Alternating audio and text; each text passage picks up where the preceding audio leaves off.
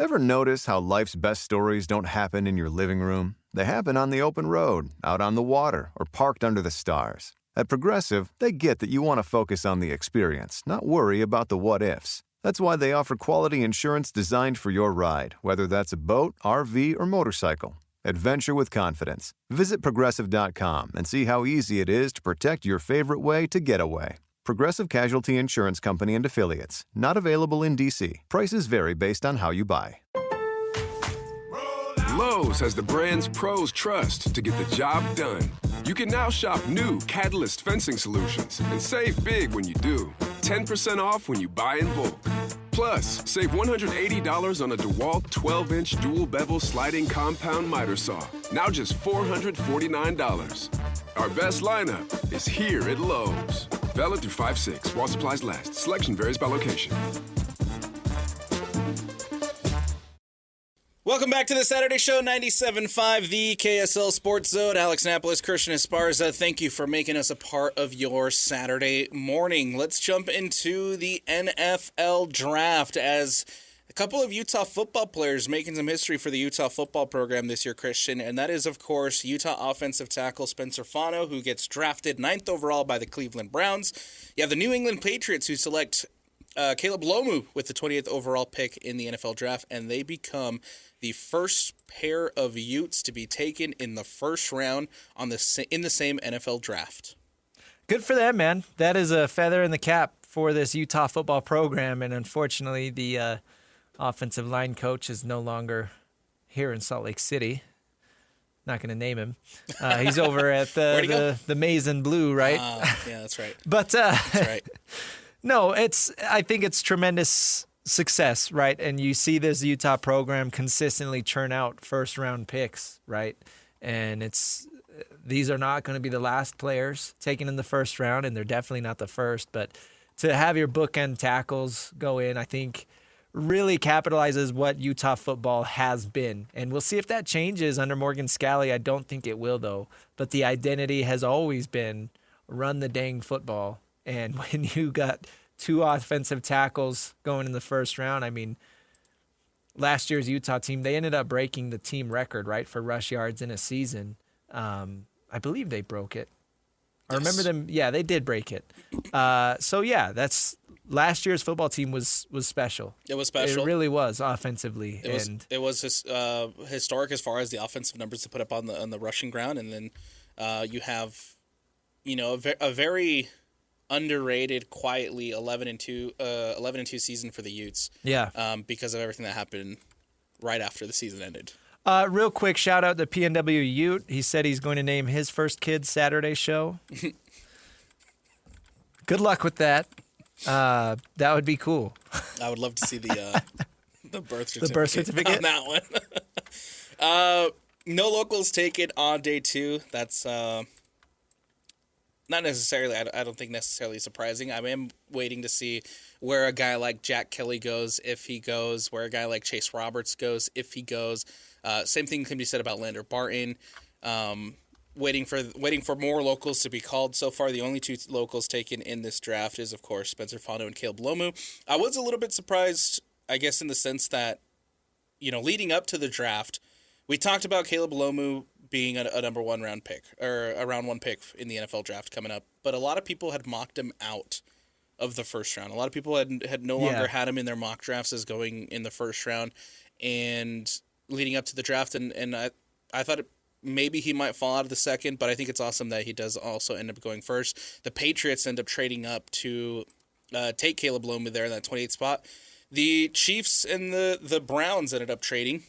Chiefs move up to take Mansour Delane from LSU, the cornerback, with that 6th pick, and then the Browns go down to 9. They take Spencer Fano. That sucks. Much needed help in the offensive line. Let me clarify. Super happy for Spencer Fano to be a top 10 pick. The first offensive tackle taken in the draft. Awesome. But he's going to Cleveland, really. Yeah, tough Cleveland. Tough landing spot. There's just some organizations like Cleveland, the Jets, some of these teams that you don't want to be associated with because they have a history of not being run very well. Yeah. But I will say Cleveland does have a history of having a good offensive line. So that does work in Spencer Fano's favor. I'm excited to see what he's able to do in Cleveland. I'm excited to see if he's able to help out on an offensive line that I think last season wasn't necessarily as great as they wanted to be. It's just tough that it is the Cleveland Browns, and they have that reputation for being the Cleveland Browns. Yeah. But happy for Fano. Happy that he gets the opportunity now to go show off his skill set at the next level. Really happy for Lomu, and we talked a little bit about it in the last segment, but I think the Patriots is a really good destination for him, considering what the Patriots just went through, what the Patriots are coming off of. They went through as far as the Super Bowl. Yes, not the Vrabel situation. I'm talking about the Super Bowl. Yeah, that was a great season last year. It is a fairly young team. It is a team that is you anticipate and hope the right decisions are made for them to get better and continue to build off of that success. And so hopefully sooner rather than later, you see Caleb Lomu making some big contributions to that New England's Patriot team. Yeah, later in the first round, but I mean a first-round pick nonetheless. So they are going to expect him to come in and start right away. Yeah. They drafted a left tackle last year, top 5, I believe he was. The one that got worked in the Super Bowl? Yeah. Campbell, short arms Campbell. So they're expecting Lomu to probably go in and be that right tackle. We'll see how that works. Or maybe they'll do some shuffling, I don't know. But at the very least, Caleb Lomu should be starting for the Patriots as well. So we'll see. You bring up some other names like Chase Roberts, Jack Kelly. I'd love to see them drafted. We do got to bring up Chase Roberts, man. Well, we know these guys are talented because we covered them all year. Yes. And like the discrepancy between Jacob Rodriguez, who went in the second round yesterday, versus Jack Kelly, is there a 5-round difference between their talent? Like, obviously, Rodriguez is the more talented player, but does he deserve to go in round 2 while Jack Kelly goes in round 6 or 7 or potentially undrafted? I don't think there's that big of a gap between their talents, right? But I guess Rodriguez just made more. I mean, he was the better player. He made more big plays. He was on the better team, right? But I do deserve Jack Kelly. I believe Jack Kelly deserves to be drafted. He should be off the board right now. I think Chase Roberts is a phenomenal talent. He really hurt himself at the combine. He ran an incredibly slow 40-yard dash. 4.64 for a wide receiver is really, really slow. That was by far last. He did bump that up at BYU's Pro Day. He ran a 4.51. But that 4.64 number, I think teams are really going to want to shy away from. Sucks for him, but I think he's going to get an opportunity at the very least to get some work in training camp. And when that happens, I think teams are going to realize that he obviously plays much faster than that. Yeah. I think whoever ends up taking that chance and taking that gamble, whatever round that may be, however late that may be, for guys like Lander Barton, for guys like Kelly, for guys like Chase Roberts, whoever decides to take that gamble on them late in the later stages of that draft, I think they're getting some steals, man. I think they'll be getting some really undervalued players who can come in and with the right development, they can come in and make a difference down the road. And so whoever ends up taking those guys, those other local guys that were waiting to be called, I think they're getting some steals later on in the draft. Of course, the number 1 overall pick, no surprise, Fernando Mendoza. The Raiders get their quarterback. Fernando Mendoza will be the quarterback for the Las Vegas Raiders. And I think the pick that a lot of people scratching their heads, I'm still scratching my head over it. How about the Rams selecting Ty Simpson with the number 13 pick in the NFL draft? There were a couple picks. I think the Commanders taking an off-ball linebacker at number 7 was a really strange pick as well, but definitely the biggest, what? Yeah. Is the Rams taking a quarterback at number 13. Every single mock draft had them taking a receiver. Of course, we know Devontae Adams up there in age.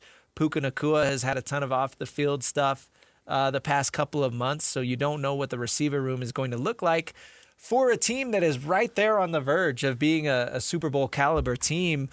And with them being so good every year and with Les Snead, we know his reputation where he likes to trade away those first-round picks. We don't know when the Rams are going to be in the position to take a quarterback this high. So that has been the reasoning for this move. I still don't know if it makes sense, but I get why they did it. I really do. I think a lot of people are really upset about this. I'm curious for your opinion, though, because you are, of course, a Rams fan. I honestly don't hate the move. I'm still scratching my head over it because they were on the verge last season of making a Super Bowl, right? They lose to the eventual champion in the Seattle Seahawks, but they did make it to that NFC Championship game. And they were, in my opinion, they were a better backfield away from making it, and probably a wide receiver 3 from making it. Could be. And then you bring up the age with Devontae Adams, right? Devontae Adams isn't going to last forever. He's up there in age. He's getting towards the end of his career. You had a chance to bring in a playmaker, a difference maker, to help Matthew Stafford now, instead of having a Jordan Love situation where you're going to have a guy who's going to sit behind Matthew Stafford for a little bit. I don't know, man. I think so.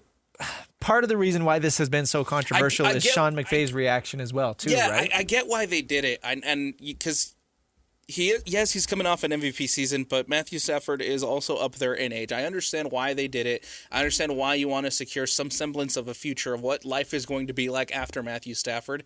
But it seems like when you have the 13th overall pick, you can go out and bring in a guy who can potentially be a difference maker now, win now, and then worry about,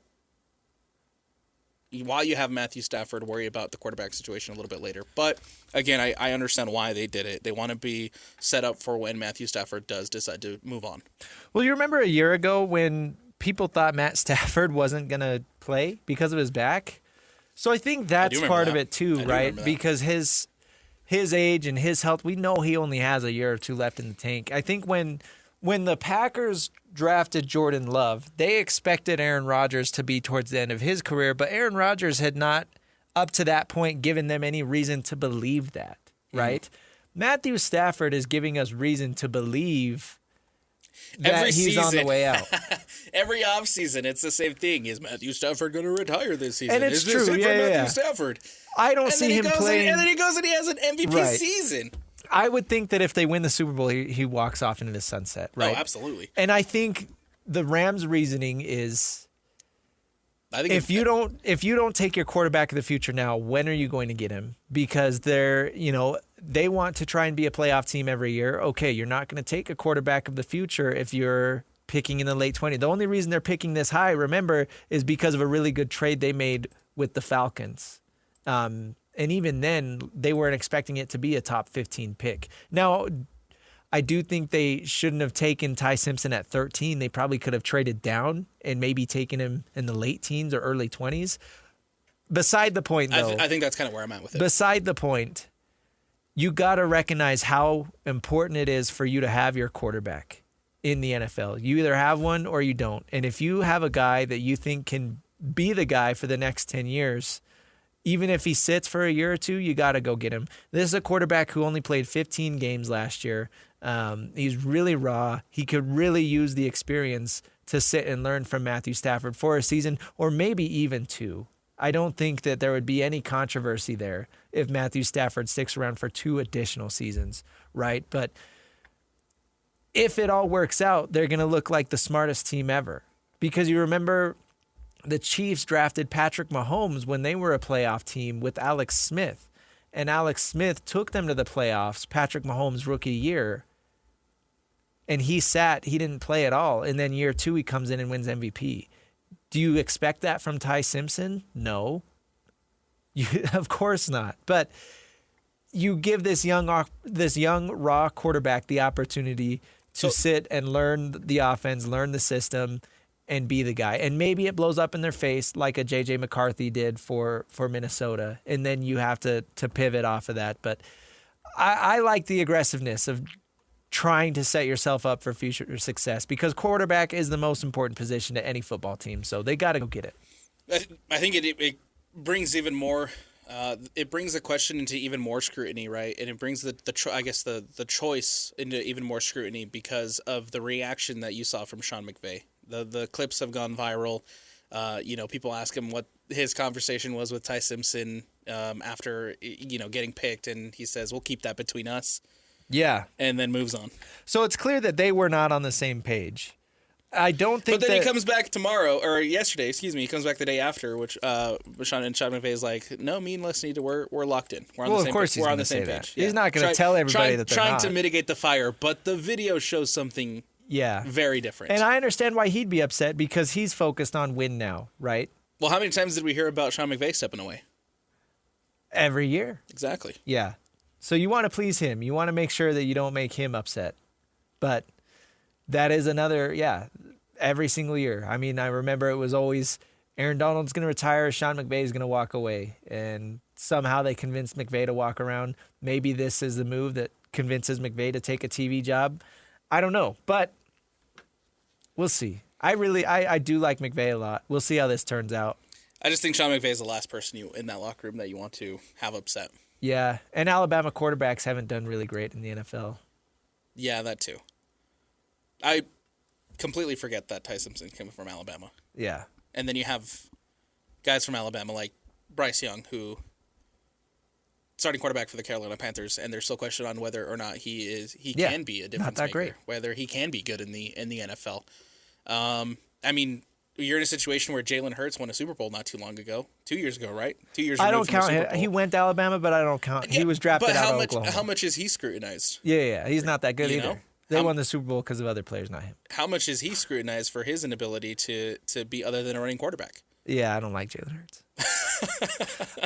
Speaking of the Eagles, though, one of my favorite draft moments. I want to play this audio. This was pretty crazy.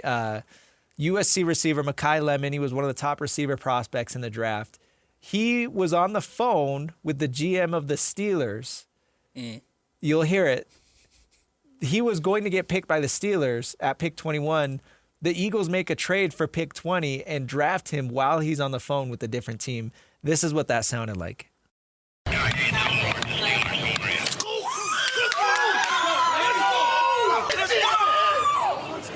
on, man. Let's go. Let's go. Hey, why Philly color? Yeah. Oh, Philly just traded for you. Hello? This is Philly. They just traded for you. Philly's picking you right now.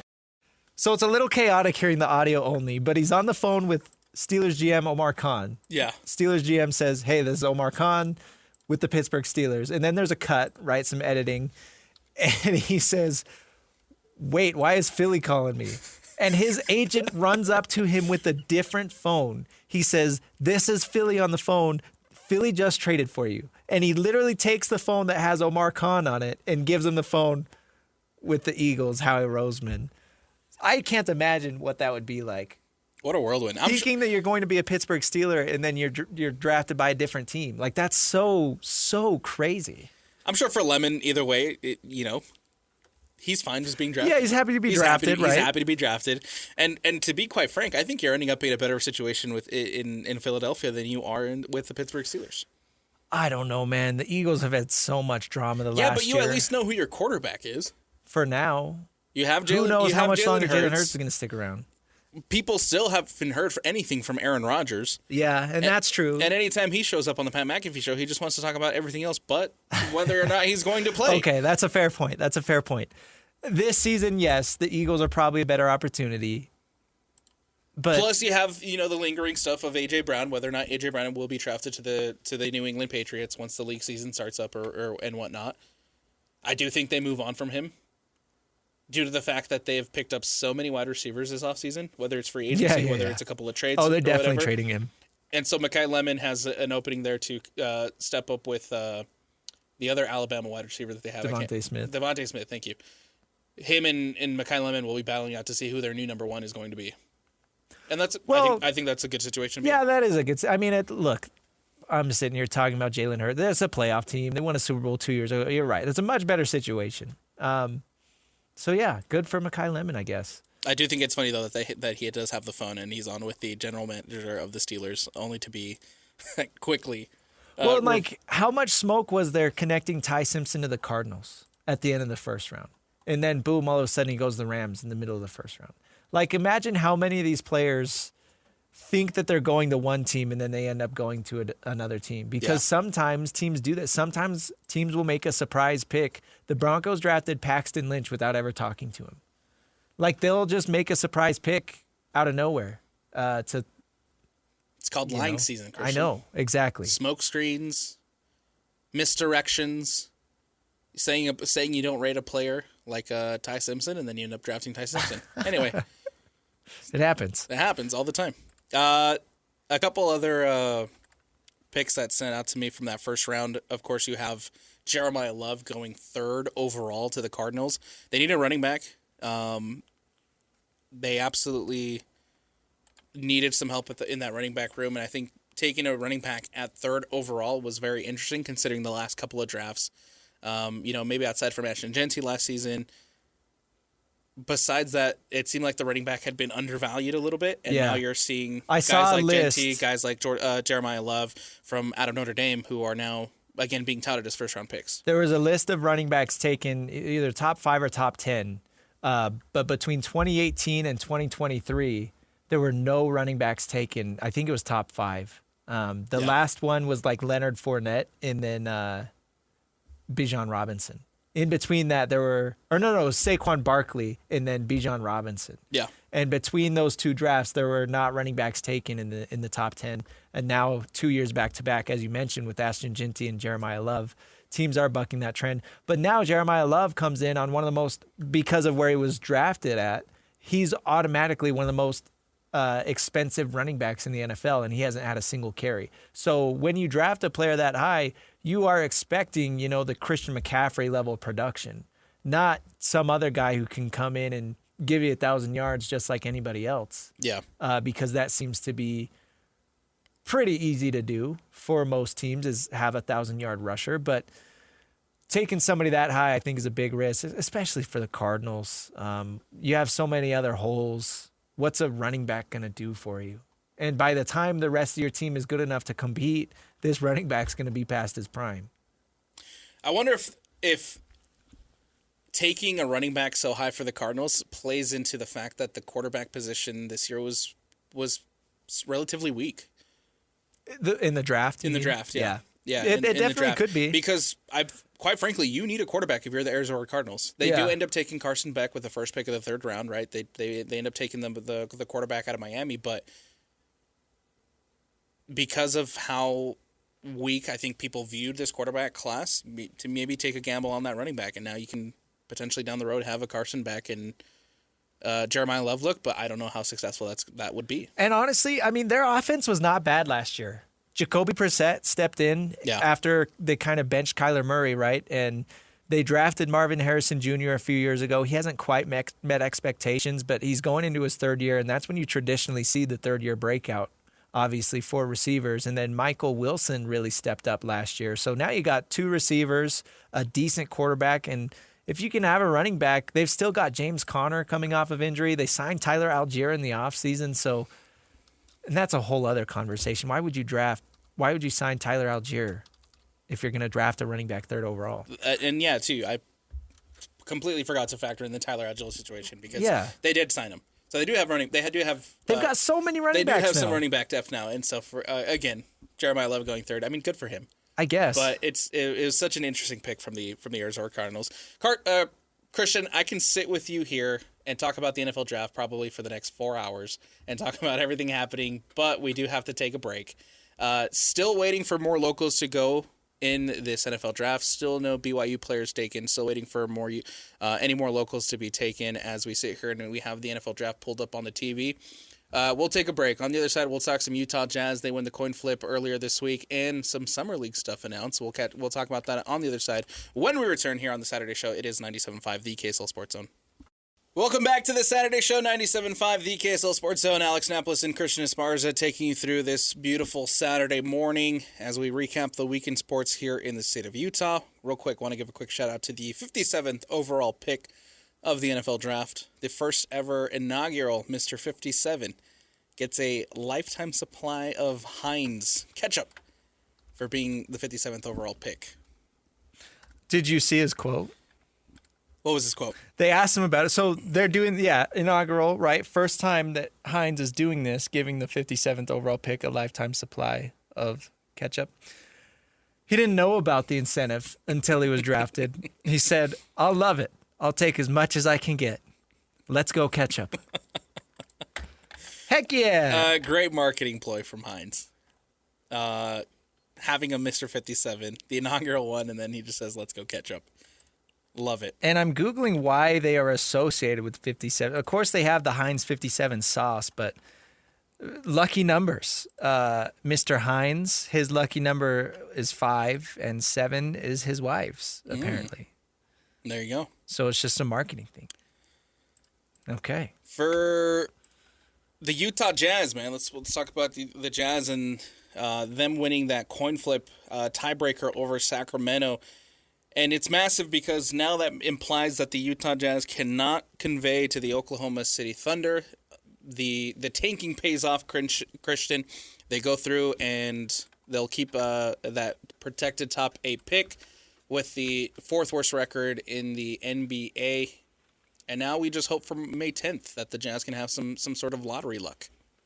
Yeah, and that's kind of obviously it's best case scenario that the Jazz are keeping this pick. But we had Austin Ainge on Jake and Ben earlier this week, and they asked him about it. And basically he admitted that it's a huge sigh of relief because he said, even if you lose that tiebreaker to the Kings and you're the 5th worst team, there's a 0.6% chance or whatever. And he said 0.6% things happen. Yes. Even if it's really rare, they happen.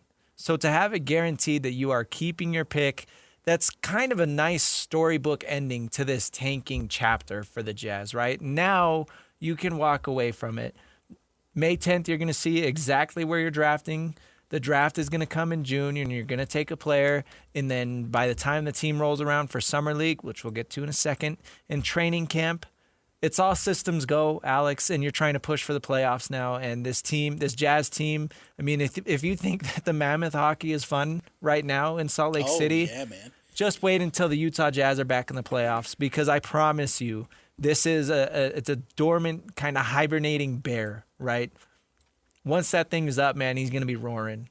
So it was a big day for the Jazz, and I think a lot of people kind of brushed it over, but guaranteeing that you keep this pick, because how disappointing would it have been if you go through this terrible season again and then boom. Yeah, I kind of feel I feel the sigh of relief from Austin Ainge. Yeah, because it is a 0.6, but like that's not 0. No, it's not. Right? It's not out of the realm of possibility. And you've seen crazy things happen in the draft lottery recently, right? We even go back to last season where you have a team who. In the Dallas Mavericks, who had a 1 point something, whatever it was, % chance of getting the number 1 overall pick. Yeah. And that 1 point something chance ended up being the number 1 pick in Cooper Flagg. It's crazy. So real quick, I'm not going to go through the percentages of, every single draft slot. They do have a 45% chance of a top 4 pick. They have an 11.5% chance at the number 1 overall pick. The most likely draft slot, their slot with the highest odds, is the 6th overall pick. So you remember last year, even though they were the worst record, the highest likelihood 14% on a 1 was dropping the 5th. Yeah. That was the single pick with the most likely outcome, right? Yep. Was dropping the 5 last year. This year it's dropping the 6. So even at 6 or 7 or 8, this draft is loaded. The Jazz are going to get a really good player. You're getting a franchise cornerstone if you're drafting in the top 3. You are getting a player with all-star potential if you're drafting 4 or 5. And then if you're drafting in that 6 through 8 spot, you're probably still getting a really high-end caliber player. So either way, I mean, not only do the Jazz not have to convey the pick to the Thunder, but they are going to be adding a really good player. Maybe not as good as Ace Bailey with as high of a ceiling, but somebody that can come in and be kind of a running mate next to Ace Bailey for the next 10 to 15 years. And ultimately, this isn't a draft you want to miss out on. No. This is not. This is a really deep draft. You can find a really good difference maker, even if you do end up with the 6th pick. I know it's not going to be as flashy or as amazing as going 1 or going 2 or going 3 with the potential that you have there with the top 3 picks, but You can even go down to 7, 8, or 9 and still find a solid player who can come in, grow a little bit, and help be a difference maker on this Utah Jazz team going down into the future. This isn't a draft where you want to miss out and convey that pick and lose that pick to Oklahoma City to the Oklahoma City Thunder. Now you don't have to worry about it come May 10th. And the Jazz are in a really interesting scenario in which their starting lineup is already set for next season, essentially. Assuming that they bring back Walker Kessler, right? Your starting 5 presumably is going to be Keontae George, Ace Bailey, Lauri Markkanen, Jaren Jackson Jr., and Walker Kessler. So there's basically no pressure on this pick to come in and feel like they need to be good right away. Kind of similar to the way they developed Ace Bailey this year. They really did not force-feed him the ball. If they really wanted to, they could have given Ace Bailey 15 to 20 shots a game from day one and said, look, you're going to make the all-rookie first team because that's all we care about. But we know that Will Hardy cares about the long-term development, what's best for Ace Bailey. So they took him along slowly, and look at how much better he was over the last 2 months compared to the first 2 months.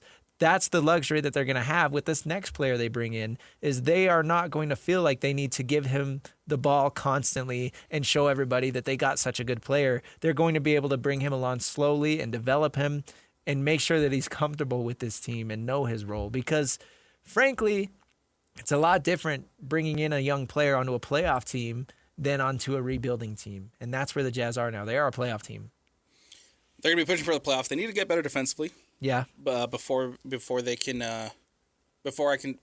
say that they're going to be true contenders in the Western Conference. There's still a lot of things, and that's something that they harped on a lot during the end of season availabilities. Right, is how much better that team needs to be defensively. How much better guys like Keontae George need to step up defensively. How much better just the overall defending of the Utah Jazz needs to be.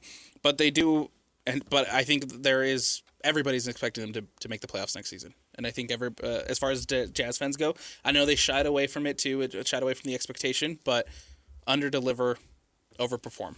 Yeah. And I think a lot of people will end up being happy here in the city of Utah. Oh, I can't wait, dude. It's going to be a long summer, I think. I mean, from June whatever, when that draft pick is announced, to the start of Summer League, I think it's going to be such a long, excruciating, not Summer League, training camp, and like the preseason games. There's going to be so much anticipation. Speaking of Summer League. Yes. Summer League's back. The Salt Lake Summer League is back. It was announced earlier this week that the Jazz will compete against the Hawks, the Grizzlies, and the OKC Thunder on July 4th, 6th, and 7th at the John M. Huntsman Center up at the University of Utah. Salt Lake Summer League is back. And so whoever the Jazz do decide to take wherever they end up, right, as far as the lottery goes, you'll probably see them debut and play a little bit at the Summer League. Well, and the fun thing about this Summer League schedule is you look at some of the other teams that are going to be coming to town, right? And how many of these teams are going to be bringing in some of those other top draft picks, right? You look at, the Grizzlies. It's always fun to see the Thunder in town. The Hawks, we'll see where they end up picking, right? Quinn Snyder time. Yeah, if he's still there. I don't know. We'll see. Yeah. What do you think about them playing on the 4th of July? Oh, it's fine. It's fine. Okay. I'm not a big holiday. I mean... You don't celebrate the 4th of July? I celebrate the 4th. Alex, I'm not a big firework guy. It's the big 250. Say. I know it's the big 250, but I'm not a big firework guy, and so it's all the same to me. I'll go out and have like a barbecue and hot dogs and some burgers or whatever my parents decide to make for the 4th or whatever my family decides to make for the 4th of July. But as far as the fireworks celebration goes, I don't necessarily partake. The Memphis Grizzlies have the 6th worst record, or 6th best lottery odds, however you want to word that. The Atlanta Hawks own the New Orleans pick, and that is the 7th worst record. So there's a decent chance that one of those teams is picking top 5, and that player will be coming to Utah. What if one of those teams lands A.J. Debonsa, huh? What if the Jazz land A.J. Debonsa? Who declared officially for the draft? Imagine that. Imagine A.J. Debonsa coming back to Utah in the Salt Lake Summer League, but not with the Utah Jazz. With whoever, whoever ends with Memphis. That'd be wild. Oh, man. It's gonna happen because the Jazz traded for Jaren Jackson Jr. That's like the, it's like the conspiracy that the Mavericks going back traded. To the Pelicans. AD. No, well, the Mavericks traded Luka to the Lakers, and then the Mavericks get the number 1 pick. That's another example. The Grizzlies trade Jaren Jackson Jr. to the Jazz. The Grizzlies are going to win the lottery and get A.J. Debonsa. Yeah. You heard it here first. Clip that, Sean. We're going to have that saved. Same thing happened when AD went to the Lakers. Yes. AD gets traded to the Lakers, and then they get Zion next season. And, of course, the Summer League's going to be at the Huntsman Center again this year because of the renovations at the Delta Center, Phase 2 of 3 phases. So the Delta Center is going to be closed all summer. Tune in and watch the Summer League, mostly just because I'm like, at that point, come July, like I am depraved of basketball, and I just need to watch some hoops. Yeah, that's exactly what Summer League's for. It might not be like the most exhilarating, the most thrilling basketball you've ever seen, but it is fun to just tap in and watch some basketball. You know, when you're in the middle of summer and there's nothing else really going on. Kyle Filipowski, Summer League MVP. That's right. Right? That's right.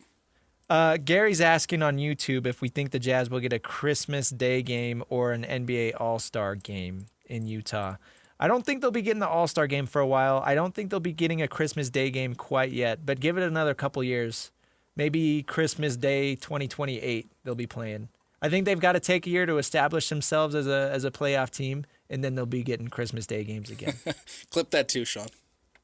We're gonna keep you don't think so? We're gonna keep that in the vault for when Christian's right. No. I'm saying when for I'm when right. you're right. Yeah. Okay. Just so we can say that on April 25th of 2026. What do you think? Christian Esparza was hit. No, I think eventually that they'll get some national games on TV like that. But the first they have to show that they are at that level, right? Make the playoffs, make some noise. That's what this next season's all about for the Utah Jazz. It's showing that I don't know if the Jazz. Obviously, there's still a lot to happen, right? There's still a lot of things that can happen as far as roster construction goes this summer. There's still a lot of things that are going to happen as far as who they're going to bring in and who they're going to keep around on a competing Utah Jazz team, right? There's still so many questions of that nature that need to be answered. There's still the big lingering question of Walker Kessler and whether or not he's going to stay and whether or not they can work out that contract extension. I think everybody has their eggs in the Walker Kessler basket right now, but does Walker Kessler have his eggs in the Jazz basket? I think he has his eggs in the basket of whoever's going to pay him the most money. Right. Which, luckily for the Jazz, they are going to have the opportunity to, because even if another team extends an offer, the Jazz get the chance to match it. The question is another team going to do kind of the poison pill thing where they just offer Walker Kessler an absolutely absurd amount of money, knowing that the Jazz need him. He is essential to their team next year, but it would be there's a number where it's debilitating if you're paying Walker Kessler that much. But there's a number where it's comfortable to be paying him that much, and I think the Jazz know where that is. All this to say, there is still a lot of really important offseason decisions that the Jazz need to make, and it starts with Walker Kessler, and it starts with how this roster is going to look, and then obviously next season they have to prove to the league, and they have to prove to and send a message to the league and say, now we're here to compete. And I like how you put it a little bit earlier, saying essentially a sleeping giant in Salt Lake. Yes, sir. I like it. Can't wait. Great way to look at it. We got to take a break. We'll wrap things up on the other side here on the Saturday Show. It is 97.5, the KSL Sports Zone. Welcome back. It's the Saturday Show, 97.5, the KSL Sports Zone. Alex Napoles, Christian Esparza. Final segment of the day as we wrap things up. Christian, did you catch Lionel Messi in town on Wednesday? I did not. I don't have Apple TV Plus. Bummer. My brother was at the game, though. Oh, was he? Yeah. How do you like it? He said it was crazy. It was crazy. Yeah. I was listening to you on the pre-half and post, actually, though. So it was, I was out there. Okay, I listened to the game while I was doing some errands. I didn't watch. That counts. That's part there was a goal that was taken away because of an offsides. Yeah, man. And it feels like that's when the tide really, really turned. That was within the first 5-6 minutes of the game. Yeah. And Real Salt Lake were attacking and had the better chances. Yes. And there was a header that went just wide, too, like inches away from going in. Yes. Literally right before that, too. And so Real DJ went crazy. Yeah, man. Real Salt Lake started really hot. And then after that, after the goal got taken off, they were kind of like, oh, that was our chance. Yeah, it kind of turned into a little bit of a defensive battle for Arsenal of just trying to hold Lionel Messi off the ball, and then they kept him from scoring. Late in the game, man. They ended up giving up 2 goals within quick succession, and then fall 2-0 at home. But I think it is for Arsenal players, it is a very frustrating performance. But for a lot of them, seem a little starstruck with Messi. Well, and you definitely remember when they opened at Inter Miami a couple of years ago. That was the same vibe. Like all of those guys, and that's part of the Messi effect. Is it's not just Real Salt Lake. Like all of these MLS teams are going to be starstruck when they play against Lionel Messi. So you got to get to a point where you factor in the youth. Yeah, right? And there's a lot of young guys on that team that are having this experience for the first time in their careers. Yes, especially because of the way that RSL builds their team. Not every MLS team does it the way that RSL does, where they rely so heavily on their farm system. That means there's a lot of teenagers and early 20-year-olds on this team that, they talk about Lionel Messi like he's Thanos. Yeah. And he kind of is, but... Had him on his wall, on their wall growing up. Yeah, literally. Like, idolized this guy growing up because he is one of the greatest of all time, and now you're playing against him. But what a fun day, man, for, as you mentioned, like such a crazy week here in Salt Lake City. And that was definitely one of the highlights, was welcoming Lionel Messi to town. John Kimball, president of operations for RSL, made some appearances on the station and talked about kind of what it means for Real Salt Lake and how big this day was. It's the biggest day of the season so far. I pulled up to the stadium at 4:30. Yes. A lot of pink. I'd never seen that, like hundreds of people lined up at the bus gate waiting for Messi's bus to pull up. Like, usually there's nobody at the stadium at 4:30, and you can stroll in and walk with no problems. And then this time Messi Mania took over, and there was hundreds of people lined up at the bus waiting for him to pull up. It was insane. It was insane. I'd never seen that many people in the stands too for warm-ups. Like, usually usually the stadium's like pretty quiet. Usually the stadium is like really still relatively empty when the players come out to start warming up. And then this time, like, everybody was in their seats. It's a frenzy. It really was. And it was also fun to hear more. It was fun to hear more boos as Messi came out than cheers. People booed him? Oh yeah. I'm shocked. RSL fans were booing. I didn't know that. I'm sure there was RSL fans there cheering him on too, as well. But like, there was a very audible boo when he took the field. You know what? That's cool, because you got to give credit to Real Salt Lake fans for showing up there to watch their team, not watch some guy. Even though it is Messi. Yeah, it was absolutely phenomenal night. Even though Real Salt Lake fall 2-0 here at home. It was still great to be able to welcome in Lionel Messi to your backyard and see him play with the Wasatch Mountains in the background. That Beautiful. Was a special moment for everybody at the stadium on Wednesday night. Real Salt Lake back in action tomorrow, taking on the LA Galaxy. Pre-game starting up at 4. You can catch that here on 97.5, the KSL Sports Zone. Today's schedule looks like this. The Salt Lake Bees taking on the Las Vegas Aviators, 7:50 pre-game on 97.5 and 1280. One of the more quieter Saturdays we've had on the station, Christian. Just the Bees game. Just the Bees game. No other events going on tonight, but tomorrow is jam-packed. You have the Bees starting up at 12:50. You can catch that on both signals. Real Salt Lake again starting up at 4 on 97.5, and then the Royals taking on the Reign pregame at 5:30 on 1280 a.m. Christian, welcome back, man. It's great to have you back and be able to chat sports. Oh, man, I'm so excited to be back, and I can't wait to talk about more playoff hockey next week. Game time still has not been announced, by the way, for Monday night's game, but Game 4 here in Salt Lake City, that's going to be fun, and then they go back to Vegas next week. We'll see if the series is over a week from now or if we'll be having a Game 7. I hope that we're sitting here talking about a Mammoth moving on next week. I hope so too, man. That'd be fun. It's been a lot of fun so far. To capitalize and keep talking about on the Mammoth madness that's taken over Salt Lake. It's fun watching this team. It's fun watching hockey, and I'm very excited and very excited to we get to be a part of it and get to watch this team grow right in front of our eyes. Big shout out to Sean Kershaw behind the glass, pushing the buttons, making the magic happen here today. Make sure to tune in all week as we break down everything that happens with the NHL playoffs this week and everything that happens with the NBA playoffs. You can catch all your favorite breakdowns on DJ and PK, on Scotty G and the Coach, and on Jake and Ben here on 97.5, the KSL Sports Zone. It is the Saturday show, 97.5, the KSL Sports Zone.